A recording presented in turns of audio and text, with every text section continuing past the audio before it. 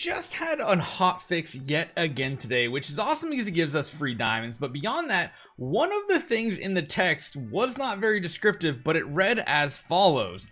Dynamic balance was not working properly in certain situations, which maybe means it ends up working better and might be a buff to Reinier in general. I wanted to take a second here today to basically talk about the Celestial and the Hypogean heroes in the game right now, telling you guys who you should be going for, who has one copy viability and things like that. Hands down though, getting this hero, as you see right up here, to Mythic Plus is by far the most important goal you should have on your account nowadays. Not only is he decent as a single copy here because of his dynamic balance, giving healing and manipulating the battlefield, switching heroes around, just having a single copy can change the way an entire battle just completely flows. If you take a hero out and you want to manipulate where the heroes are, switching heroes places, the purple and the red will swap. That'll mean things like maybe Belial will have better isolation skills on the enemies here, whereas normally you wouldn't,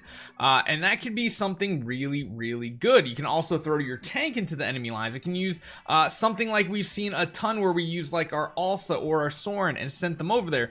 All that stuff is really good. And then beyond that, when we're talking about bosses, Dream Realm, you're going to use him in every single Dream Realm boss. If you care about your rank, you care about your rewards, all that fun stuff, you are going to need a Reinier. So no matter what I'm going to say is, in the Emporium, you should hands down be going for Reinier copies all the way to Mythic Plus. You don't have to take them further than that, but I highly suggest that, and I highly suggest any of your stellar crystals and your summoning in Stargazing goes directly to him until you get him maxed to Mythic Plus. He's going to be hands down the best hero on your account. Now, besides that, we do have a couple other Hypogean heroes right now. I want to talk about them again. Belial is hands down the last hero you should ever build in Celestial or Hypogeans. He's just not that useful overall, and the teams that he is good in, the Zook comps, is not an easy one to build because a lot of those comps also now include the third Hypogean hero, Freyastu, and he can be an okay one copy hero. I really wouldn't recommend it. Really, it just comes into the fact that, you know, positioning of him and his illusion can do some cool things. His illusion can give physical damage reduction or just damage reduction in general to the target behind him, while he increases the actual ability to, you know, just give energy recovery here. So like here you can see the illusion gives 14% damage reduction. He gives energy recovery speed. He can be good. However, I do want to make sure you know, if you really want him to be pushing crazy AFK battles, you're going to want him to at least Mythic Plus, and then now Supreme Plus is where he really gets crazy, because he and his illusion both get a gigantic shield at the beginning of the battle, and you guys know beginning of battles is one of the biggest burstiest things ever because you don't have any of your defenses up. So as far as Hypogean hero goes, definitely the tippy top of the league.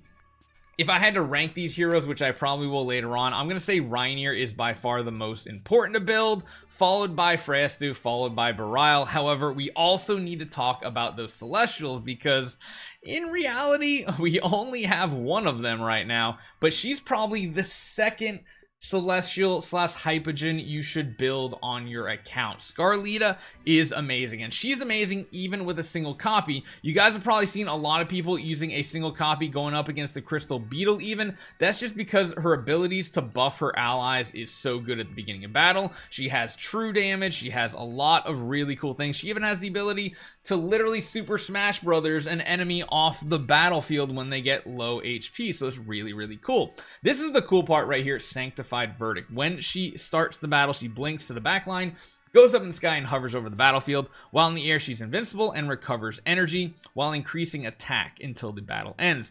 15 seconds into the battle, when there are 2 or less, she'll, you know, come down from the air and everything.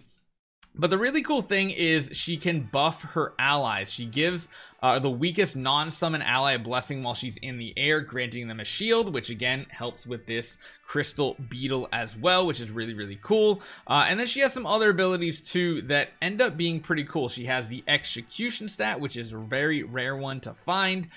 She deals true damage if there are at least 4 surviving non-summon allies other than herself on the battlefield, so she loses that the second you don't have it. When you do get her to Supreme Plus. She also increases allied heroes' physical and magic defense, which is pretty cool. And then her season ability increases haste for all deployed allies that are alive 10 seconds in the battle.